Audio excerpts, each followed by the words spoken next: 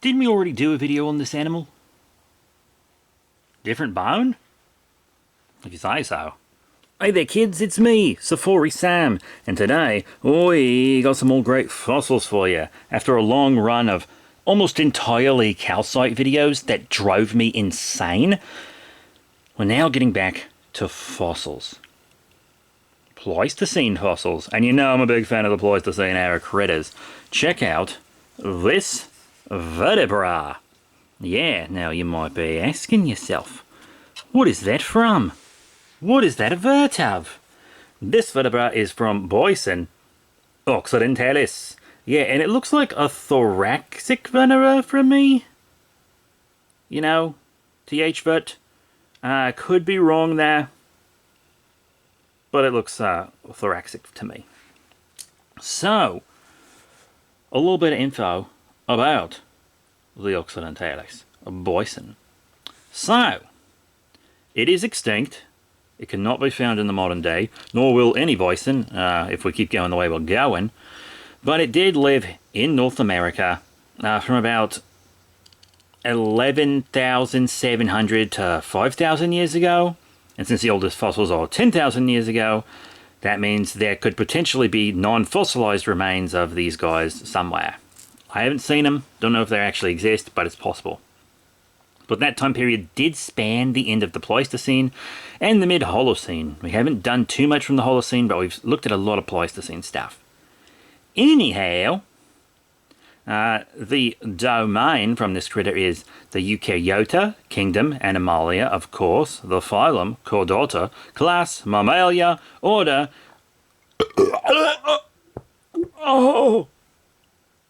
Orteodactyla. We can edit that out, right? I mean, I farted and burped at the same time, but we can edit that out, right? Okay. The family, Bovidae, which is bovines like cows and shit. Subfamily, Bovidae.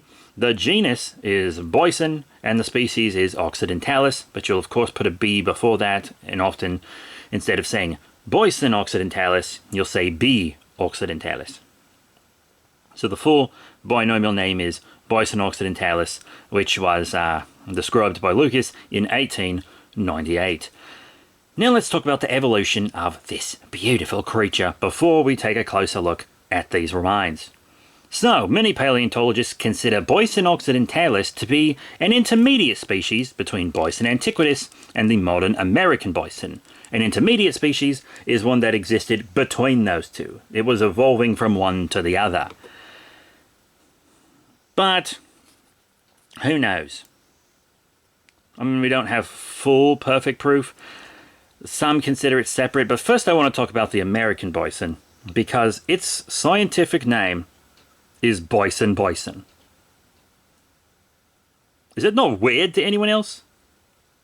Genus bison, species bison. It's so weird. B bison. B bison. That would solve a lot of my problems. Anyway, they think it was an intermediate species between B. antiquus and B. bison, spanning from the late Pleistocene to early Holocene, as we said, and including remains from central North America.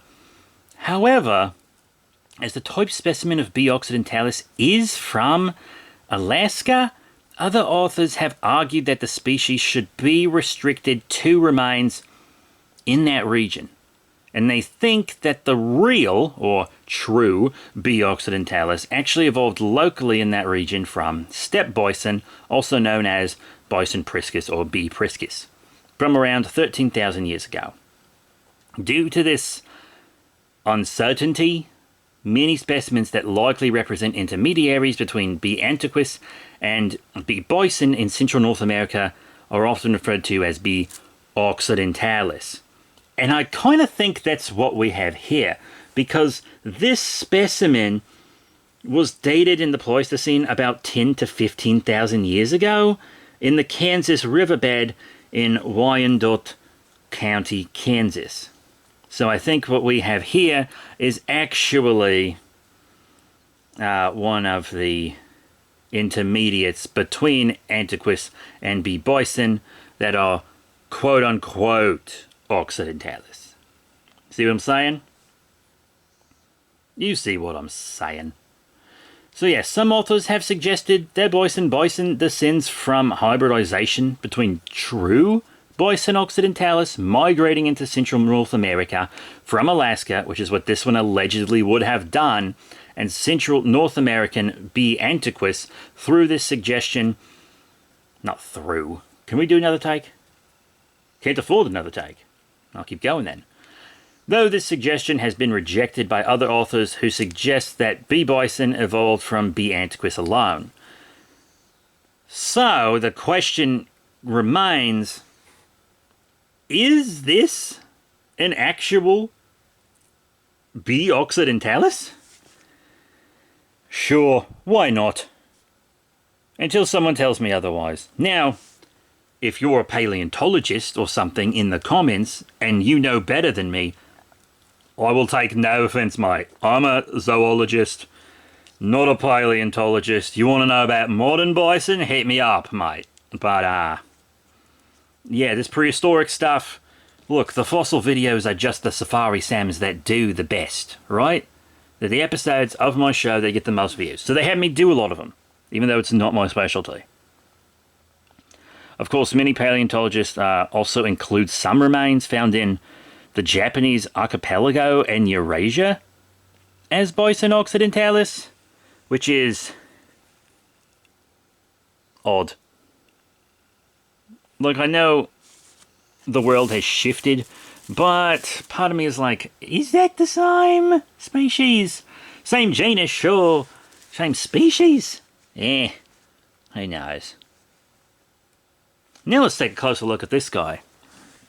You can see this big sail here is kind of what makes me think it's thoracic. Thoracic?